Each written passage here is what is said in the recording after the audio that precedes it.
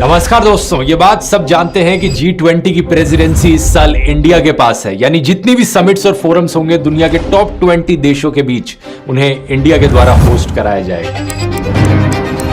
Main summit है यहाँ पर, वो 9 और 10 सितंबर को होगी नई दिल्ली के प्रगति मैदान में, जहां दुनिया के हेड्स ऑफ स्टेट्स आएंगे, यानी प्रेसिडेंट्स और प्राइम मिनिस्टर्स। लेकिन एक सवाल यहाँ आपके मन में आता होगा, ये G20 होता क्या है? ये ग्रुप क्यों एग्जिस्ट करता है? इसे बनाने के पीछे क्या मकसद था? क्यों हर साल ये देश एक दूसरे से अलग अलग जगह पर मिलते रहते हैं? आइए समझते हैं आज के इस वीडियो में। India has formally taken over the presidencies of the G20.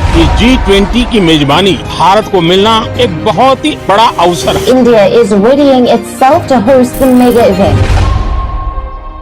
दोस्तों, G20 को समझने से पहले हमें समझना पड़ेगा G7 को, क्योंकि G7 G20 से पहले बना था। बात है अर्ली 1970s की। दुनिया की आर्थिक हालत काफी खराब चल रही थी। वैसे तो इसके पीछे कई कारण थे, लेकिन सबसे बड़ा कारण था 1973 की ऑयल क्राइसिस। ये क्राइसिस तब शुरू हुई जब अरब देशों ने ऑयल पर एक एम्बार्गो लगाया। उन देशों को तेल बेचना बंद कर दिया जो इजराइल के सपोर्ट में थे। मोस्टली वेस्टर्न कंट्रीज थी, जैसे कि अमेरिका और यूरोप। ये वेस्टर्न देश मिडिल ईस्ट से आने वाले तेल पर बहुत ज्यादा रिलाय करते थे और इसकी वजह से भारी इकोनॉमिक रिसेशन देखने को मिली इन देशों में। 11 Arab countries cut off all oil shipments to the United States. We are heading toward the most acute shortages of energy since World War II. इनकी सरकारों ने डिसाइड किया, अगर इस इकोनॉमिक हालत को बेहतर करना है तो हमें साथ में एक्शन लेने की जरूरत है। इकोनॉमी को वापस ट्रैक पर लाने के लिए हमें साथ में बैठकर इकोनॉमिक पॉलिसीज बनानी चाहिए। इसी के चलते कुछ इनफॉर्मल मीटिंग्स होती हैं अमेरिका के व्हाइट हाउस में इन देशों के फाइनेंस मिनिस्टर्स के बीच में। अर्ली 1973 की बात है। अमेरिका, फ्रांस, यूके और वेस्ट जर्मनी के फाइनेंस मिनिस्टर्स एक दूसरे से मिलते हैं। 2 साल बाद ये इटली और जापान को भी इंक्लूड कर लेते हैं और 1975 में